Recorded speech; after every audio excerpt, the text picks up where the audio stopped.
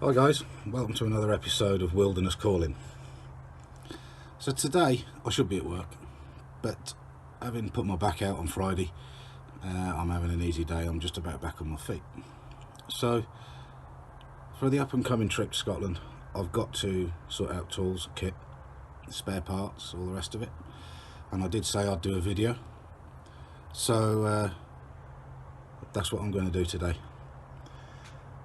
I'm going to split it into 4 sections. So simple things, wheel change, recovery, running repairs and maintenance, breakdowns and spare parts. So without further ado, let's get into it. So let's start with some basics. Spare fuel. Label it up, because if you're like me, I've got a petrol stove that I take camping and I don't want to be putting petrol in my truck. Blowing up your tyres. Sounds obvious, but if you're somewhere where there's no garages, no repair centres, things like that, and you need to stick some air in, you're going to need a pump. I actually carry 2. They're both cheap. They're both your Aldis and your that sort of thing. So my theory is if I take 2, hopefully one will work. A recovery strap, just in case. Now this is a 3-ton, 6-metre duplex lifting sling. It's got a safety factor of 7 to 1. So I could use it as a snatch strap, although it isn't particularly dynamic. You need a shackle to go with it. A block of wood. Umpteen uses for a block of wood. You can use it for chocking if you've got the vehicle jacked up. You can use it to level the truck on a night. You can use it to jack on soft ground. Umpteen uses. You need a jack. Now I changed my jack. The jack that came with the truck was a screw jack, and it looked a bit ropey, didn't feel too clever. So I bought a jack. I bought a bottle jack because it takes up a lot less space than a trolley jack, and I bought a 5-ton jack, which is way overkill, but it makes jacking the truck very easy. You need your handles for the jack. You definitely need your locking wheel nut socket. You need a bar, and I've also got a length of tube to put on the bar should I have over tightened the wheel nuts in the first place. And then lastly, I've got a tyre deflation gauge. A lot of the time you might be stuck, and letting down the tyres, muddy ground, sandy, whatever, will get you out, and it will save you having to find someone to drag you out. It's a very handy piece of kit. That's the basic kit. Change a wheel, jack the vehicle up safely, pull the vehicle out if you have to, some spare fuel, and a way of blowing up your tyres. Okay, let's talk about running repairs and general maintenance while you're out and about. So I've got a grease gun.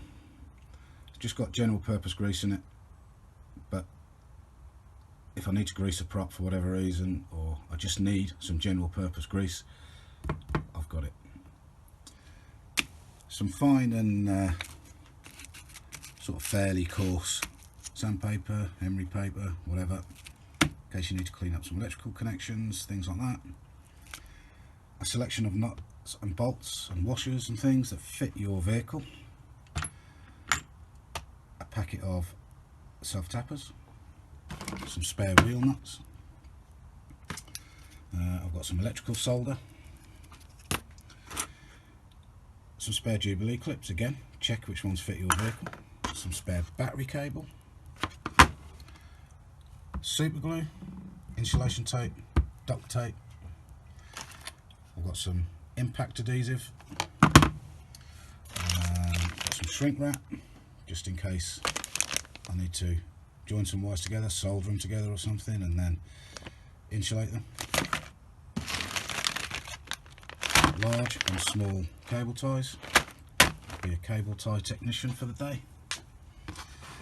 I've got a box of fuses. Now my vehicle takes the small fuses, but a lot of the electrical installation that I've done takes the big fuses. So I've got big fuses in there, and then there's this little box of tricks.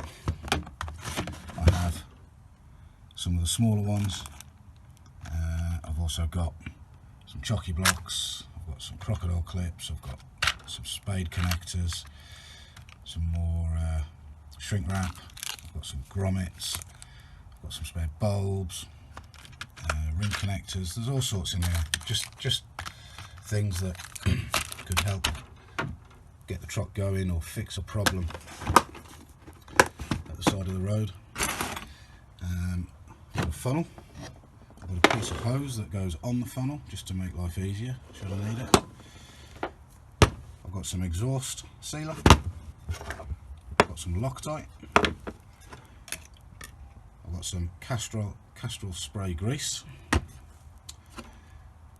an industrial degreaser. Now if you've stripped down a wheel bearing or something at the side of the road and you've dropped it and it's now covered in mud, sand, grit, you need to get that off. This is brilliant stuff, highly recommend it, really is good. I've got the remains of the diff oil just in case from when I changed it. I've got spare transfer case oil which I haven't done yet. It is a job I need to do, but because my back's been bad I've not got around to it. I've got some spare engine oil, I've got some WP, I've got some engine sealer, which is, this stuff is absolutely brilliant, you can use it for everything. Got some lithium moly grease, wheel bearings, things like that. I like to take a little blow lamp, heating things up. Got a stock brake caliper, you can get it apart, need it for the solder as well, and lighting the barbecue. And 1.5 meters, 2 meters of strong wire. This is actually stainless steel MIG welding wire, but a lot of the time if you haven't got a nut and bolt that will do the job, you might be able to put a bit of wire through, twist it, tighten it, just enough to get you out of trouble and get you to help or to a shop to buy the right nut and bolt or whatever. So this is the kind of everyday maintenance, niggly problem fix kit. Okay, so you've had a breakdown. Now, tools that you take need to be relevant to the vehicle that you have got. Now I've done quite a lot of work on my truck, so I've got a fairly good idea of the tools that I'm going to need to hopefully fix a breakdown at the side of the road. There may be things that I haven't seen yet, don't know about yet, and I haven't got the tool for it. So if you have any ideas out there, then let me know and I will add it. 1/2 inch drive socket set, and I've got here from 10mm up to, I think it's 28 or 30mm. I take short extensions because you can add them together to make a long one, but you can't shorten a long one to fit in a short space.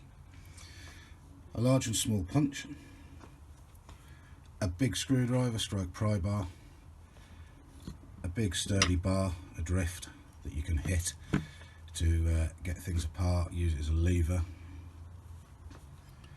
selection of screwdrivers from small electrical, flat, Phillips, and a specific short dumpy Phillips because of an electrical installation I did where I need one. 1/4 inch drive, 13mm to 7mm sockets, 7 being the smallest I've used on the truck, and a selection of extensions. A torch, a tape measure, you never know, you may need to measure something to get a spare part made or whatever. Some mole grips, circlip pliers, because on my truck to get the gear stick out you need that, and also on the wheel bearings there's a circlip. Some snips, bull nose, long nose pliers, a Stanley knife, adjustable spanner, spanners from 8mm through to 19. I've got duplicates of some because certain nuts and bolts on the vehicle really are better done with spanners and sockets, so 2 spanners. I've got a 3/4 spanner there, but it's near enough the same as a 19. The 5/8 I think I discovered fits the bolts on the front prop for some reason. I think they're probably 15 or 16 mil, but this seems to do just as well. 1/2 mm file, because you've got the best of both worlds then, flat and round. Marker pen, if you take something off you can mark it so you know how it goes back on. A decent hammer. A small wire brush for cleaning stuff up.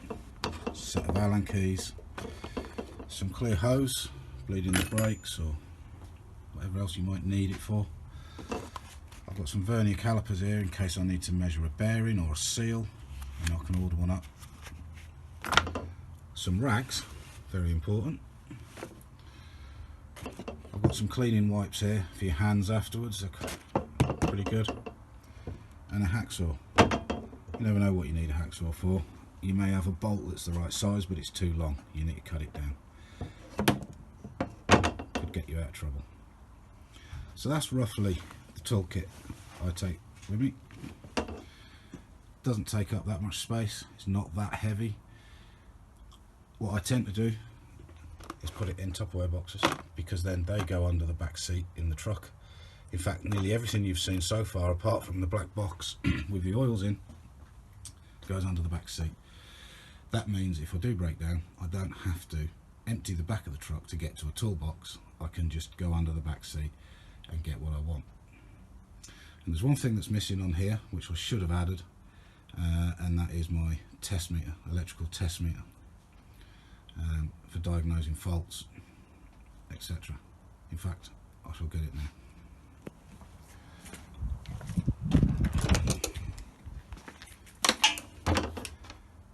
Brilliant pieces of kit. Spend a bit of time learning how to use them if you don't know already, but can save you hours and hours and hours trying to find a fault. So that's the tools. And one thing I forgot to mention on the tools, this 13mm spanner is an old spanner. It's just the right length to tighten up the turbo bolts. This one's too long, you can't swing it around enough. This one is perfect. I also can hit it with a hammer to bend it slightly so that I can get to a specific bolt on the turbo, or a nut rather, which when the turbo's in place and the head's on and all the rest of it, you just can't get to. And this Allen key, or Allen bit, is specific to doing the wheel bearings. So if you've got any specific nuts, bolts, things that are awkward on your vehicle, find a tool to do the job, because you can guarantee that'll be the one that goes wrong and you won't have the tool to fix it. Okay, spare parts. Now, I don't have a lot of spare parts here really, because I've been doing so much work on the truck, and we are only going to Scotland on this trip. I could probably get some spares in a couple of days if I had to. But next year when we go to Scandinavia or some of the further afield trips, then you would certainly be seeing a set of filters here, oil filters, fuel filters, air filters, things like that. Now the spares I've got with me are really things that I've collected whilst working on the truck, and also there's a couple of jobs that I need to do but I'm probably not going to get time, and with my back being bad, so I'll take them with me, and then should I need to do them in the field, I'll do them in the field.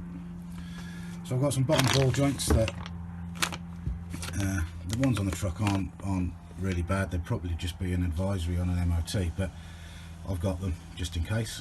I've got a spare idler off the auxiliary belt tensioner, which that's a long story, that one. I've got the thermostat, the old thermostat from when I did the head. Now I've tested this, it works fine. I put a new one in when I did the head, but I kept the old one, so that's a spare part. I've got some seals that I changed, not because they were leaking, but because I was there doing a job. on the truck, so I've kept the old ones just in case. You never know, it might fit something else on the truck as well, should something start leaking. I've got a spare seal for the transfer box output shaft on the front prop because it is weeping. It was a job I was meant to do, but I'll take it with me. I've got a gaiter off the clutch arm, which has got a big split in it. So again, it's not a massive job, it's just I'm not doing it with a bad back. And I've got these caps when I had the injectors tested, and I kept them, so I'll take these with me. I know this isn't spare parts, but just if you ever did have to take an injector out in the field, you don't want to be then transporting it to somewhere to get it fixed and letting a load of crap get into it. So I've kept the caps.